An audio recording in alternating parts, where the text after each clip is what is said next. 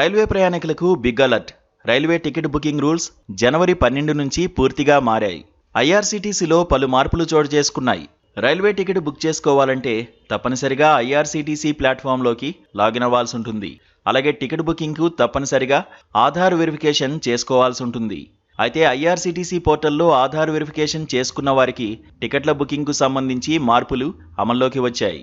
ఇక నుంచి టికెట్లు రిలీజ్ అయిన రోజు కేవలం ఆధార్ వెరిఫికేషన్ చేసుకున్న వారు మాత్రమే బుక్ చేసుకోవడానికి కుదురుతుంది.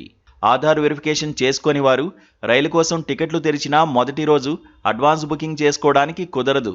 టికెట్ల దుర్వినియోగాన్ని అరికట్టేందుకు, నిజమైన ప్రయాణికులకు ప్రాధాన్యత ఇచ్చేందుకు రైల్వే శాఖ ఈ నిర్ణయం తీసుకుంది. టికెట్లు రిలీజ్ చేయగానే కొంతమంది వ్యక్తులు, ఏజెంట్లు ఆటోమేటెడ్ టూల్స్ ఉపయోగించి వేగంగా టికెట్లు బుక్ చేస్తున్నారు. దీనివల్ల సామాన్యులకు టికెట్లు అందడం లేదు. ఈ దుర్వినియోగాన్ని అరికట్టేందుకు Aadhaar based ticket booking system ప్రవేశపెట్టారు.